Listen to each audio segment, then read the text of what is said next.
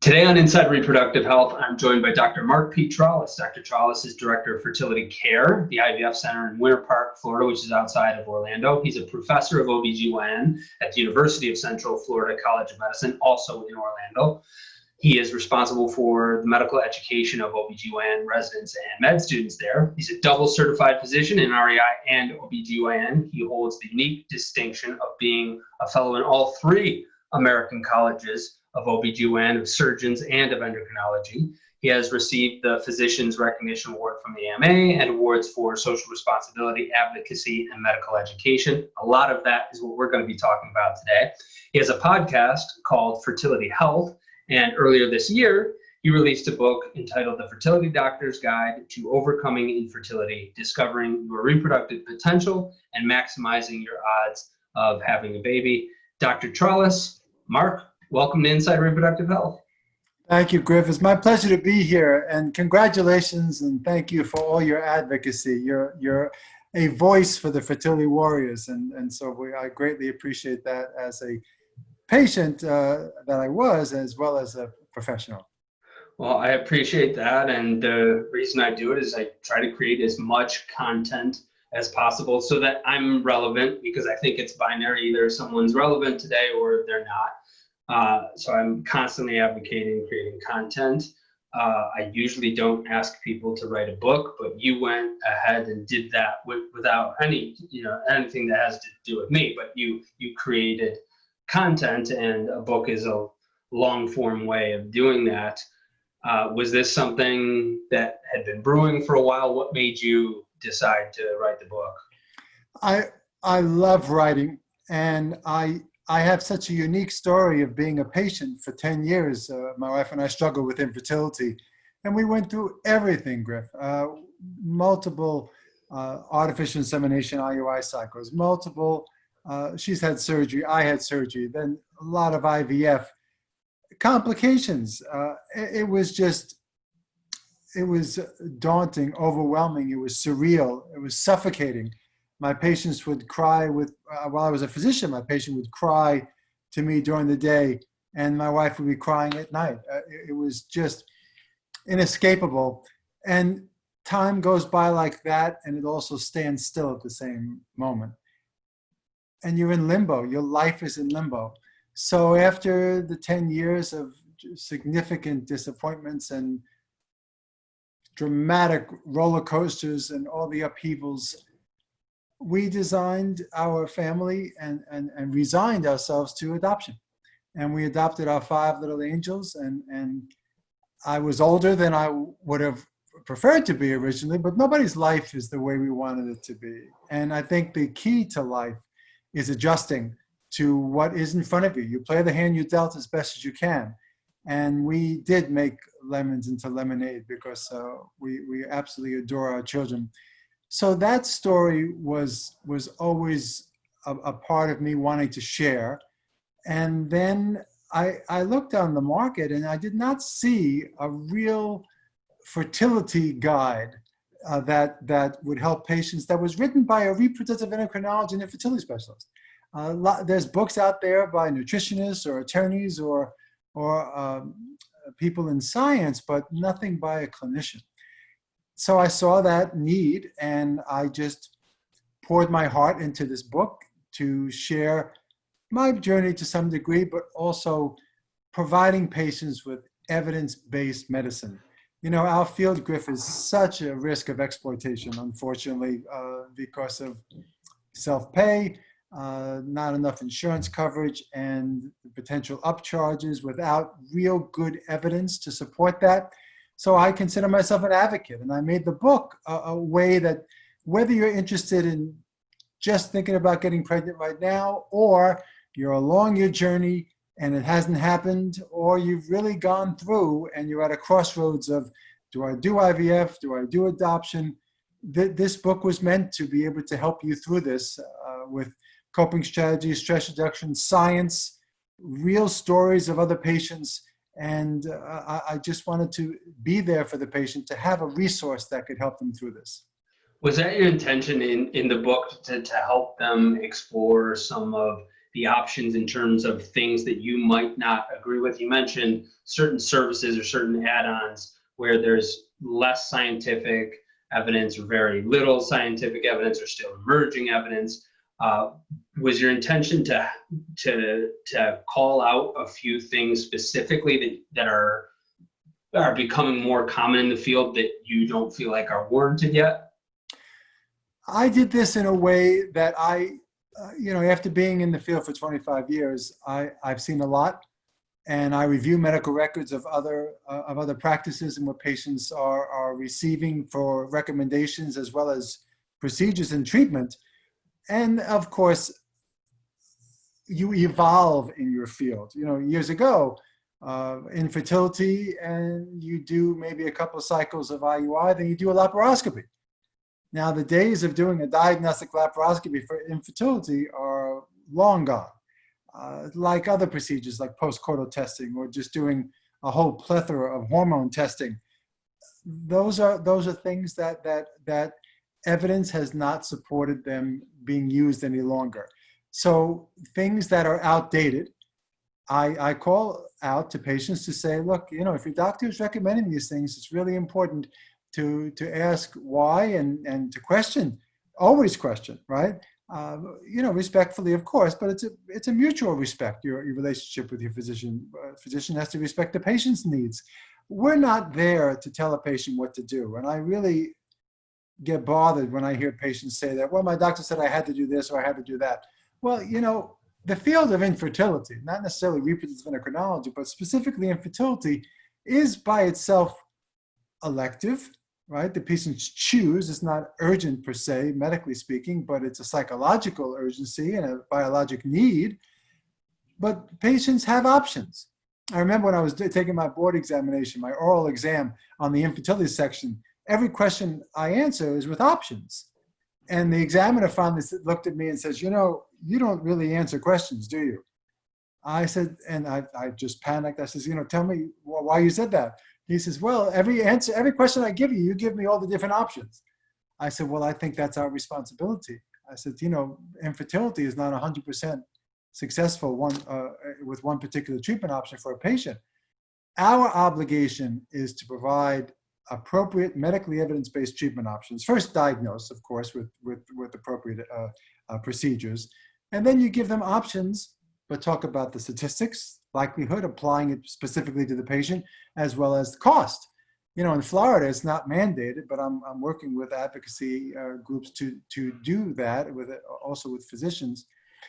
But when it's not mandated, Griff, my gosh, the time that we spend on the cost of fertility treatment.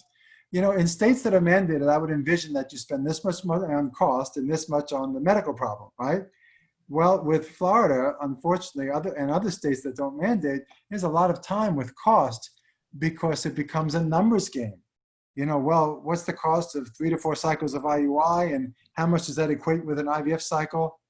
It's just such a shame that patients have to beg, borrow, and steal sometimes for an IVF cycle when it should be their right, because the AMA, the American Society of Reproductive Medicine, the CDC, the World Health Organization, rather, all consider infertility disease. It's a disease, and it should be covered. So you've given some examples of some of the things that are outdated that patients should question. What are some of the things that are newer to the field that you don't feel is warranted yet based on the scientific evidence that as a field it might be marketed to patients? Because as a marketer, we mostly work with clinics.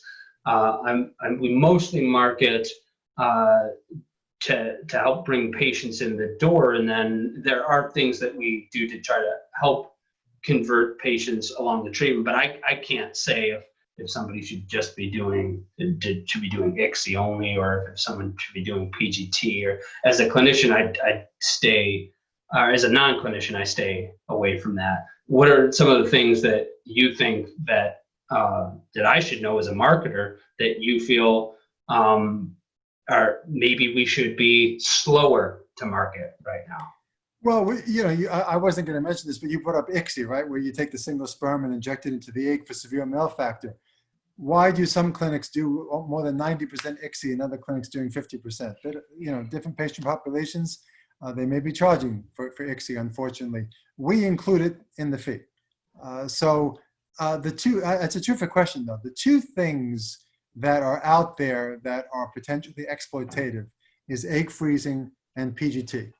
So there are commercial agencies that are really going after the younger patients, the 20-year-olds and so on, that are using somewhat of scare tactics, I think, that are making them feel that, oh my God, you're going to have to freeze your eggs. If you look at actual medical evidence, success rates for fertility, even at 40, all right, even at 40 years of age, 40 to 41, success rates after 6 months is about 50%, okay? And then a little bit higher when you wait into the year. What I'm getting at is that natural fertility is not as abysmal as all of these commercial agencies are saying for patients that are younger, that are delaying childbearing. And what's going on with the trend right now, right? Childbearing is being shifted. The older patients are getting pregnant. The fastest growing group of getting pregnant is above 35 and then above 40, or 37, I believe, and then 40. So why is that happening? Well, not finding the right partner and delaying their fertility for a career. So do they need to freeze their eggs? Well, I think there's certain indications, certainly cancer, right? I mean, that's the group that it was made for, right? And people are using anti-Müllerian hormone, or AMH, as a guide to freeze their eggs when it was not meant to do that. There's only one thing that AMH does. AMH tells us indirectly how many eggs that we'll get for the egg retrieval and how to stimulate that patient. But that's it. If a patient has a low AMH, it's not you better go freeze your eggs. Natural fertility is not based on your AMH. There was a study in the Journal of the American Medical Association about 2 years ago. They looked at patients aged 30 to 44 with low AMH versus normal AMH retrospectively, and they had the same pregnancy rate year to year, age for age.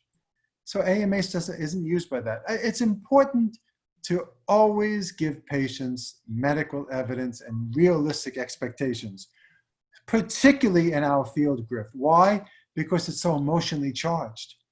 Women are devastated over the thought that they may not be a mother, okay? And so they could be, unfortunately, swayed if they're being given information that would make them think that they're risking their ability to have a child. So I think egg freezing is one. The other one is PGT. We don't do a lot of PGT. We do it if patients ask. I am a proponent of Dr. Paulson, Richard Paulson out in California, who has written several eloquent papers analyzing the data from PGT. Now, PGT, for all the listeners, are for pre-implantation genetic testing. This is where you do the embryo analysis, remove some cells from the day 5 embryo, day 5, day 6 embryo, freeze the embryo, send those tissue off for analysis, okay? And what we get is chromosome testing. You could do it for single gene defects as well, cystic fibrosis, sickle cell, Tay-Sachs, things like that. But for the chromosome testing, we're clearly not convinced in any way that we're definitively doing benefit, okay? So there was a paper Santiago Monet released in December in Fertility and Sterility Journal that, with the intention to treat everybody that was randomized to PGT, or then frozen embryo transfer, or just frozen embryo transfer based on how the embryo looks. And with the intention to treat analysis, they didn't have any difference in the pregnancy rate, whether you did PGT or not. Clearly in the less than 35. Now in the above 35, when they did a sub-analysis of those that actually went through the treatment instead of just being assigned to a group, that's intention to treat. But if they went through the treatment, above 35 did have a higher pregnancy rate. The issue is this, Griff, with PGT. Are we really doing a service by analyzing a few cells in an embryo that's over 100 cells?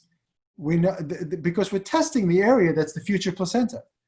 And the placenta can have some variations or mosaicism with 2 separate cell lines, okay? So it's saying that the embryo is abnormal is not necessarily true, because there is evidence for self-correction. Why do we know this? Because there are reports all over the world reported that transferring abnormal embryos have resulted in a healthy child. So are we discarding embryos that are being told, that were being told are abnormal when they would have resulted in implantation? That's the dangerous part. Now, it seems as though if we're being told it's normal, then it seems like those embryos are normal. We are not getting the cells from the actual future embryo, which is the inner cell mass. We're getting it from outside. There is a little discrepancy of correlation, or those studies are mixed on that. But the point is that PGT is not for all, and it clearly should not be for everyone. It should be individually applied. But there really, I can't think of a good reason. Has to be really specific for one that less than 35, and certainly not egg donors. So I think that that's an area that unfortunately is an upcharge, as it were. There are specific indications, but PGT has not been shown to even be valuable in patients with recurrent miscarriage. So, once again, we have technology in our field, but it gets rapidly applied before we really have good indications. So if the listener at this point is wondering why I'm spending so much time on this, because as I explained to Dr. Trolice before we started the interview, is I'm not a clinician. I allow different people, I allow different guests to express perspectives. If there's someone listening that says, well, I don't agree, why didn't you challenge Dr. Trolice? Because I'm not a clinician. I'm allowing Dr. Trolice to explain his perspective, and if there's somebody down the line that wants to say something different, they can come on. But I'm interested because I'm a marketer, and two of the biggest things that we're marketing in the field, one, direct to consumer, which is egg freezing. So that I have a lot more experience marketing. And then the second is PGT, which is not so direct to consumer in most cases, but certainly one of the biggest things that center to center within the field is being marketed. Those are really the two biggest things that Dr. T brought up, egg freezing and PGT. So maybe, so I'm interested because while I can't make specific recommendations, it does affect how I counsel people on marketing strategy. And so I wonder what you think of this, Dr. Trolice, because we've had a few clients that propose egg freezing, and it's sort of in line with just how I feel about marketing in general. Is I actually don't believe in putting too much emphasis on the baby, or in the case of egg freezing, on stopping the biological clock, because there are far too many exceptions. And then if someone doesn't have the result that they were expecting because of the advertisement they saw, or the content that they read, or the video they watched, then that can mean negative repercussions for the center at the end of the day, because it's, hey, my expectation was this, you didn't give me this, and then come to find out the science is either questionable, or another doctor I spoke to had a different opinion. So the way I approach all of this stuff, but especially egg freezing, is that I want to lay out everything. I want to break up the offering, so we're not just talking about egg freezing, but rather we're starting with some people call it a fertility snapshot, other people call it a fertility wellness check.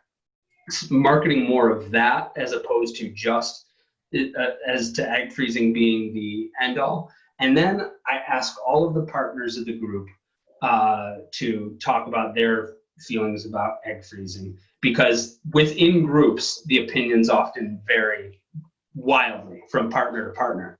Sure. And if in the case of a single doc, we would just say, okay, let's start with the reasons why people shouldn't do egg freezing. And sometimes they might even outnumber the ones that people should. But at the very least, you allow people to self-select at that point. I just think it's more responsible than, let's say, stopping the biological clock. That's not a slogan that would ever come out of my mouth. Right. I'm not suggesting that people should not freeze their eggs. I am only concerned over the potential exploitation and unrealistic expectations, because the caveats are this. It's expensive. It's about $10,000. The patient may never use those eggs, okay? And if they use those eggs, they may not get pregnant. Okay, so people say, well, it's an insurance policy. Well, it's an insurance policy with an asterisk because it may not work. Okay, so they need to know realistic expectations based on their age, the expected number of mature eggs that they would need for a reasonable chance for a live birth. And I think that if they understand all of those things and say, okay, got it, feel good about it, here's the risks of the procedure as well, and risk of the medication, and so on and so forth. If they have extensive informed consent, obviously, always the patient's decision. But I don't upcharge, as it were. I don't bring this up, and I do it for the correct reasons, not just because of a low AMH or they're young and they don't know when they're going to be having children. So for those listening that are thinking of marketing their egg freezing program, this is why I put so much emphasis on strategy beforehand, because you can actually use the asterisks that Dr. T is talking about as the forward message. You can use the asterisks as the message. You just might it might be a question of volume after that. So I might be asking you to speculate, Mark, but do you think some of the groups, especially those in large coastal cities that are mainly for the purpose of egg freezing, do you think that their businesses being built to scale is not in the best interest based on the number of egg freezes that they need to do? If that question makes sense, the number of egg freezes that they need to do to justify the business model is greater than those that might benefit from the asterisks? Well, that's an area that sort of rubs me the wrong way about a business model and how many to do egg freezing. I don't think a physician should be even considering that. Okay, I mean, if it's a commercial agency that is just doing that, maybe this is maybe they need to look into that. But a physician's practice, I mean, I'm still in the business of medicine. That's my area. I talk patients out of egg freezing or in vitro fertilization, or at least give them the counter to let them know that I don't think that they absolutely need to do that at this point. So you're probably talking to the wrong person about numbers of cycles for an ROI, because that's I think that's counter to a physician with integrity.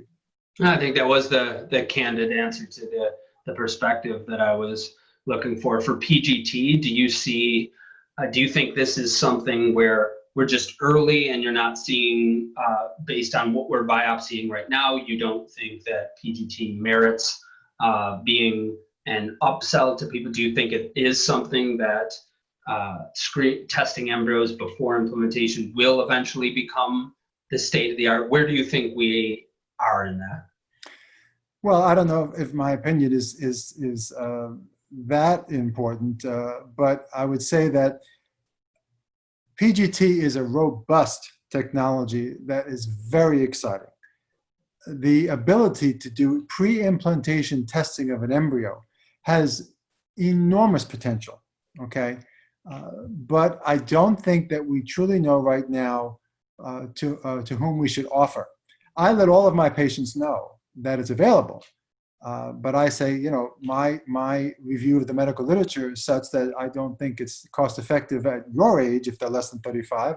If you're above 35, you have to, and if they have severe ovarian aging, then you have to be concerned about if you only have 1 or 2 embryos, do you just transfer them or do you do the testing? And if you do the testing and they're both abnormal, are you comfortable discarding those embryos and 100% convinced that they would have never implanted?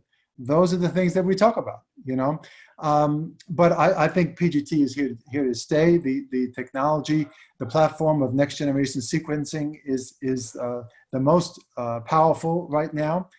But I still think we are learning on which patients to use it, and what are we truly gaining from the technology? The worst thing that would happen is discarding an embryo that would have otherwise implanted, because what a woman goes through to get those eggs, okay, and then we create embryos, and the physical, emotional, and financial investment into all that.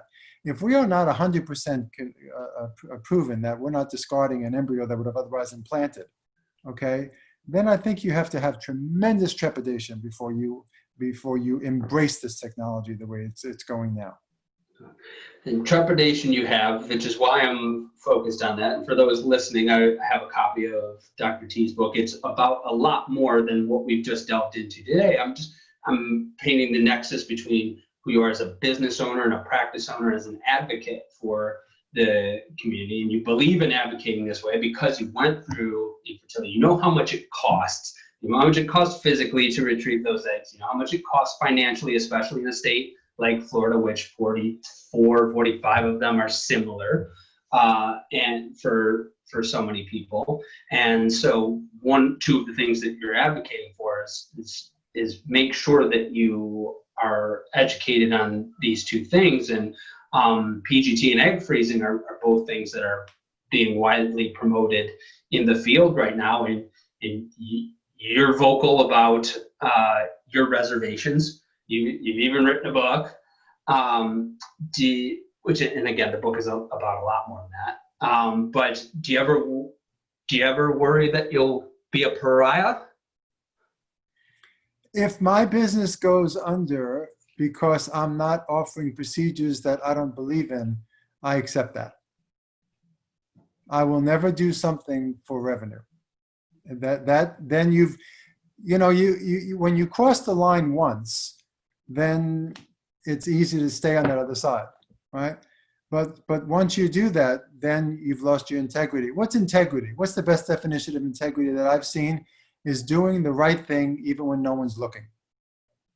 Okay, so you have to believe in yourself, and I scour the medical literature intently to provide the best evidence for my patients, because they don't know, right? I mean, if I take my car to a shop and he says, well, you need to fix the Straffel valve.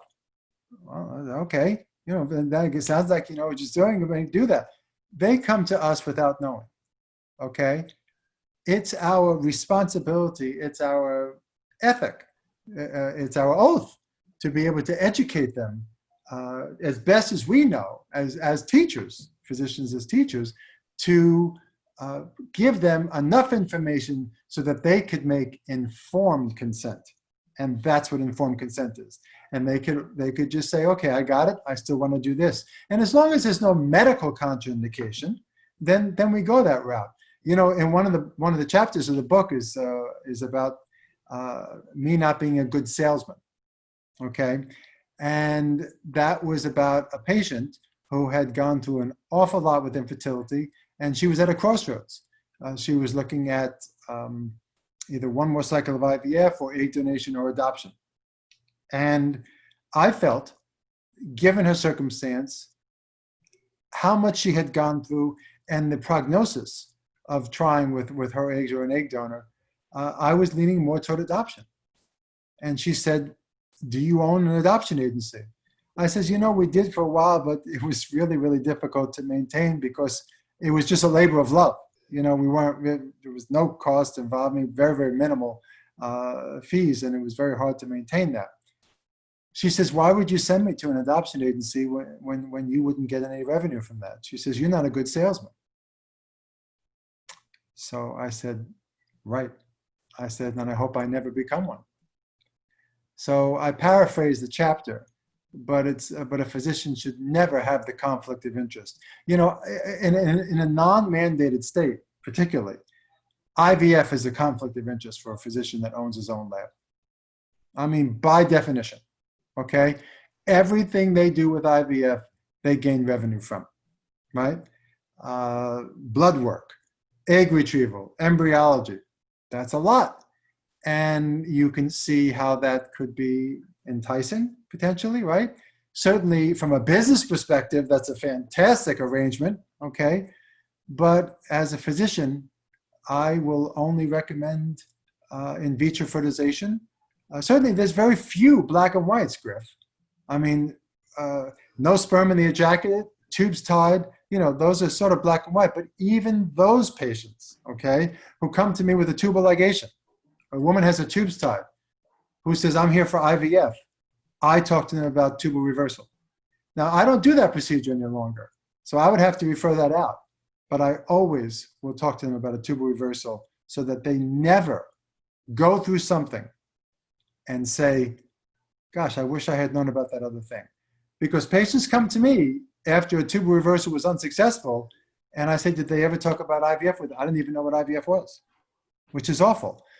Or if a man comes with no sperm in the ejaculate, and they are looking at testicular sperm retrieval, okay? Now you're getting very, very costly, right? Because now you have the IVF, because they have to be IVF because the sperm are immature. You got to do IVF with ICSI. I say, look, this is a big, big expense. I said, we do this, obviously, but unfortunately, you're both going to be getting a procedure and there is no guarantee. I said, I just want to let you know that for a lot less cost and minimally invasive for you, the woman, donor sperm IUI. Now, I don't say that as, oh, why don't you just do donor sperm? I mean, I have been on the other side of that desk, okay, as a patient. My approach is with exquisite sensitivity.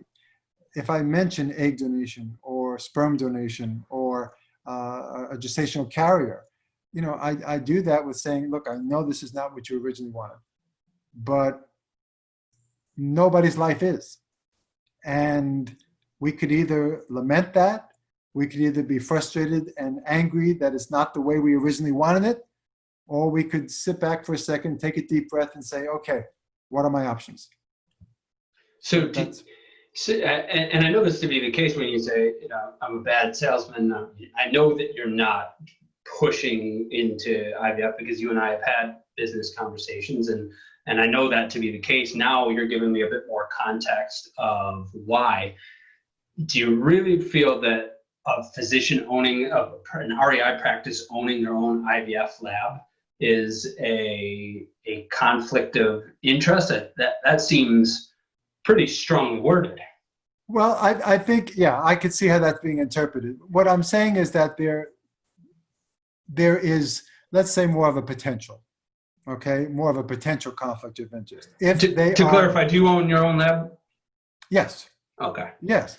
I mean, I would say most REs do. Mm-hmm. And I'm not excusing that. I'm well aware that if I offer IVF to a patient, that could sound like I'm pushing that. When you're in the front line of talking with patients, they are exquisitely aware of the fact that this is a high revenue procedure.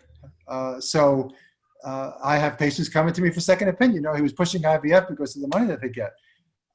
I'm very, very careful at ensuring that everything I offer is at the point of being appropriate. So conflict of interest, I mean, I'm saying in the strictest of terms because there is revenue gained from that decision, okay? But if you offer a patient, say, look, you're 40 years of age, okay? There is medical evidence to support that when they looked at patients who did IUI for 3 months or went straight to IVF, IUI for 3 months, then IVF or straight to IVF, the straight to IVF had a higher pregnancy rate, a faster time to pregnancy. You are welcome to do either option all the time. I just give you the information that's available right now. So once again, I don't want conflict. I don't want my colleagues or anybody to think that we all are subjective, because in point of fact, anytime you do anything, right, you're billing for service. But the reason why I say there is the potential for that is because it is such a significant amount of expense by the patient and revenue for the practice to do that procedure of which the physician owns. So we have to obviously be very, very careful about not going down that slippery slope to make it a true conflict of interest. So we talked about the Fertility Doctor's Guide to Overcoming Infertility, and we talked about how that was informed by you being an infertility patient yourself. We talked about your role in advocacy, and I just know in general that infertility has been a life-changing field for you professionally and personally. And so because the book is largely read by the patient community. Our podcast is largely your colleagues, physicians, practice owners, some managers and other execs in the field. Of the things that we've talked about the book, about patient advocacy, about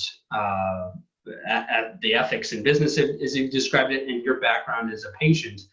Yeah, how would you want to conclude with our audience, Mark, knowing that most of them are your colleagues or other people that work in the field? Well, I'm honored to be part of this show, and I have reached out to my colleagues across the country for a variety of reasons, for medical care, for joining me with advocacy, for advice on career moves. So I'm very, very proud of the field that we're in. I talk about, I'm primarily, and as a physician, we are advocates for our patients, okay?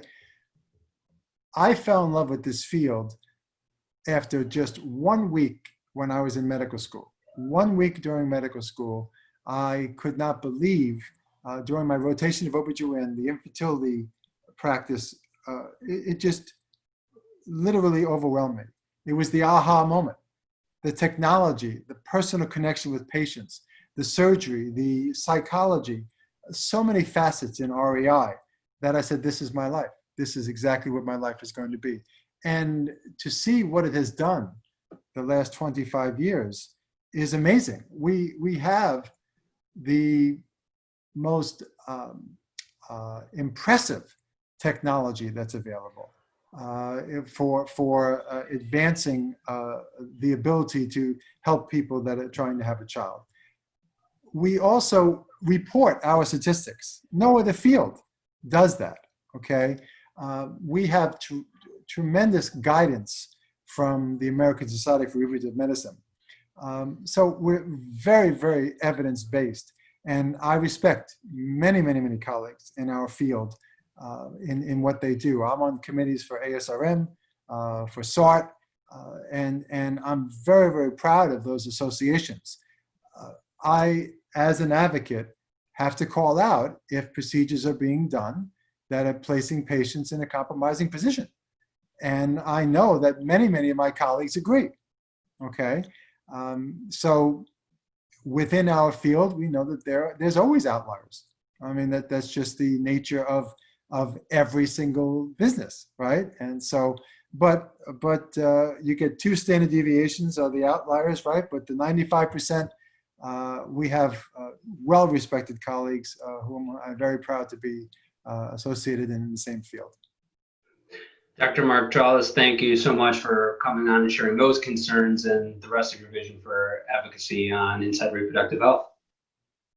My pleasure, Griff, anytime, and thank you for all the efforts that you do to increase awareness and your marketing. Thanks so much.